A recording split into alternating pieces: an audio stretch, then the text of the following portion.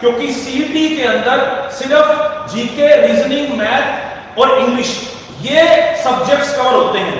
तो कहीं ना कहीं जो टेक्निकल, जैसे इलेक्ट्रीशियन की कोई वैकेंसी है, इलेक्ट्रीशियन की वैकेंसी के लिए अपेयर होने वाले बच्चे की जब उसने सीईटी क्वालिफाई किया तो उसके जो नंबर थे वो कहीं ना कहीं आम विद्यार्थी से कम थे। तो कहीं ना कहीं उनको टेक्निकल वैकेंसीज में पछाड़ दिया गया, जिसकी वजह से उनको पेपर देने का मौका नहीं दिया जाएगा। अब मैं हरियाणा के नेबरिंग स्टेट की बात करूंगा, जो हमारे साथ लगते प्रदेश है जहां पर सीईटी जैसी परीक्षाएं ली जाती हैं।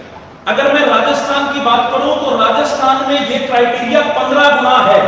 जो हरियाणा में सरकार ने 4 गुना अभ्यर्थियों को बुलाने का फैसला किया है, राजस्थान में यही क्राइटेरिया 15 गुना है, यूपी में यही क्राइटेरिया 10 गुना है। अगर मैं सेंटर की बात करूं तो एसएससी सीजीएल में यह क्राइटेरिया 10 गुना है, और अगर मैं रेलवेज की बात करूं तो रेलवेज में यह क्राइटेरिया 20 गुना है। मैं हरियाणा सरकार से यह पूछना चाहूंगा, जब हमारे लगते 7 प्रदेशों में इतने लाख विद्यार्थियों को परीक्षाओं में बैठने का मौका वहां की सरकारें दे रही हैं, तो सिर्फ हरियाणा में ही क्यों 4 गुना अभ्यर्थियों को परीक्षा देने का मौका सरकार के द्वारा दिया जा रहा है। हमारे साथ कुछ अभ्यर्थी, कुछ विद्यार्थी जिन्होंने सीईटी की संघर्ष समिति बनाई थी, जो लगातार सड़कों पर संघर्ष कर रहे थे, आज वो भी हमारे साथ मौजूद है। ये जो अभ्यर्थी हैं, विद्यार्थी हैं, इन्होंने हरियाणा के प्रत्येक जिले में अपने लेवल पर प्रदर्शन करे। 2 बड़े प्रदर्शन हिसार के अंदर और पंचकुला जिले के अंदर हुए। बीजेपी के सभी एमएलए को ज्ञापन सीईटी का इन अभ्यर्थियों ने, विद्यार्थियों ने वहां तक पहुंचाने का काम किया। और मैं बताना चाहूंगा कि मुख्यमंत्री जी के जनसंवाद कार्यक्रम के अंदर भी इन लोगों की आवाज को दबाने का काम, इनकी बात को अनसुना करने का काम इस सरकार के द्वारा किया गया। अभी हाल ही में इन्होंने संजय भाटिया, करनाल से सांसद, उनके साथ मुलाकात करी। उन्होंने इन्हें आश्वासन दिया कि वे मनोहर लाल खट्टर जी से बात करेंगे और इस मुद्दे पर कोई ना कोई हल निकाला जाएगा। लेकिन ये सारे आश्वासन, ये सारे ज्ञापन नाम मात्र के रहे। अभी 9 जून को एचएसएससी ने एक नोटिफिकेशन जारी कर दिया, जिसके अंतर्गत 20 जून को एचएसएससी की जो पब्लिश एडवर्टाइज्ड पोस्ट हैं, उनके रोल नंबर इशू होंगे और 24 जून को उन विद्यार्थियों के एग्जाम दिए जाएंगे। अब आप ये सोचिए कि 20 जून को एक अभ्यर्थी को पता लगेगा कि वो 24 जून को कौन सी परीक्षा में बैठने जा रहा है। तो ये जो पॉलिसी है, ये 100% ब्लंडर है। हरियाणा के नौजवानों के साथ कहीं ना कहीं ये गलत जो पॉलिसी की वजह से हरियाणा के नौजवानों को कहीं ना कहीं बहुत बड़ा जो है इसकी वजह से परिणाम झेलने पड़ रहे हैं। सरकार को इस मुद्दे पर प्रत्येक माध्यम से, चाहे वो ज्ञापन देने की बात हो, चाहे वो ट्विटर पर ट्रेंड चलाने की बात हो, चाहे वो बीजेपी के सांसदों के साथ बात करने की बात हो, इन अभ्यर्थियों ने, इन विद्यार्थियों ने अपना प्रत्येक प्रयास किया कि वो सरकार तक अपनी बात पहुंचाएं और सरकार को कहीं ना कहीं सीईटी के मुद्दे पर सोचने पर विवश करें। लेकिन हरियाणा सरकार के कानों पर इस मुद्दे को लेकर कोई जू नहीं रेंग रही। इसलिए इन नौजवान साथियों ने हरियाणा युवा कांग्रेस से संपर्क किया। दीपेंद्र सिंह हुड्डा जी से इनकी दिल्ली के अंदर मुलाकात हुई और इन्होंने हमें ये कहा कि आप हमारे मुद्दे को लेकर हमारे साथ चलिए।